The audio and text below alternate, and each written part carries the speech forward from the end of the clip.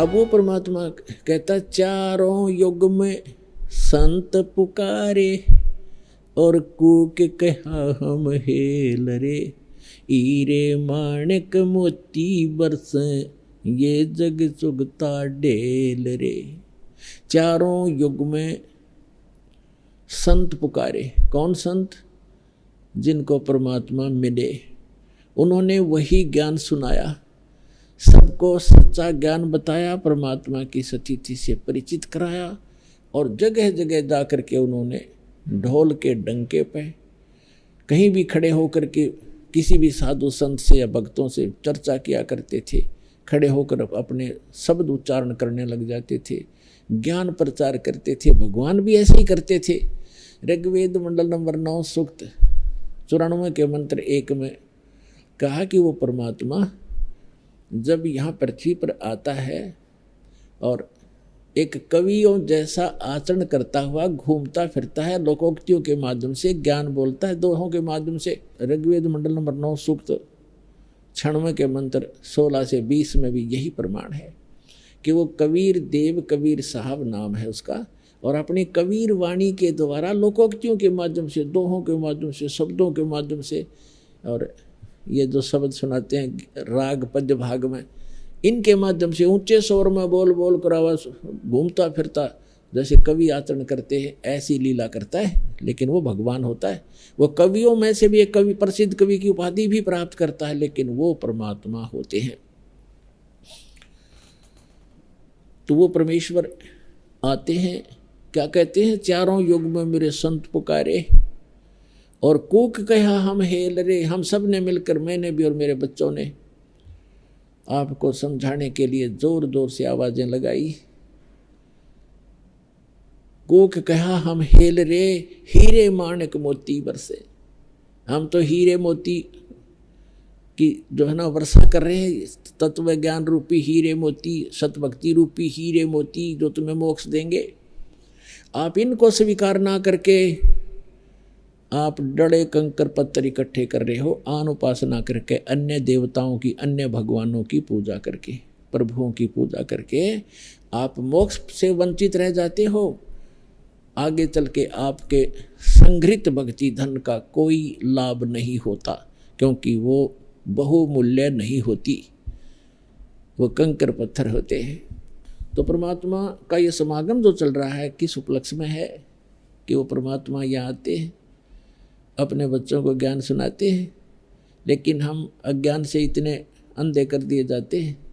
अज्ञानी संतों, काल प्रेरित इन ऋषि महर्षि आचार्यों और शंकराचार्यों द्वारा हम पूर्ण परमात्मा की भक्ति ना करके अन्य देवताओं की या अन्य तीर्थ और मूर्तियों की पूजा पर लगे रहते हैं।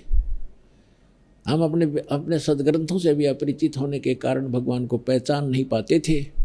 तो अब परमात्मा ने रजा की, आपको शिक्षित किया, इस दास को सर्व ज्ञान संपन्न किया और ऐसे इंस्ट्रूमेंट बना दिए कि अब कोई ये नहीं कह सकता कि रामपाल झूठ बोल रहा है, इसलिए सब चुप हैं।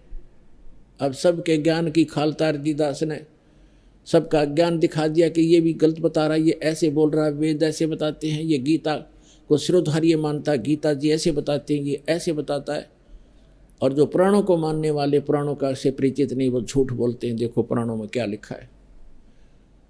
तब इन सबको सांप सूंघ गया और अब ये धीरे धीरे सभी पंथ और जितने भी आचार्य और शंकराचार्य आप पे फ्यूज हो जाएंगे। जितने भी संत पंथ हैं, इनका ज्ञान आपको सामने रूबरू कर दिया।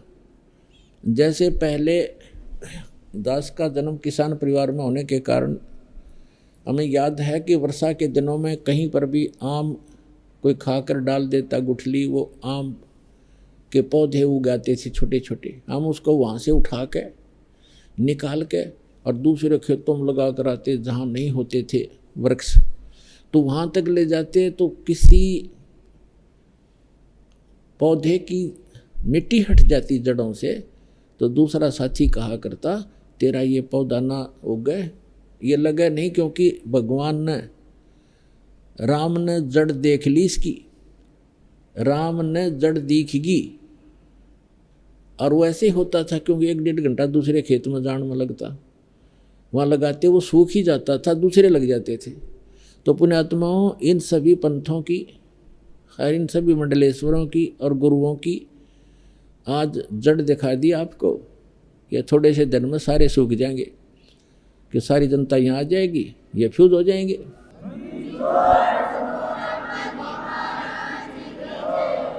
गीता के यथार्थ विश्लेषण की जानकारी के लिए पढ़ें पुस्तक गीता तेरा ज्ञानामृत।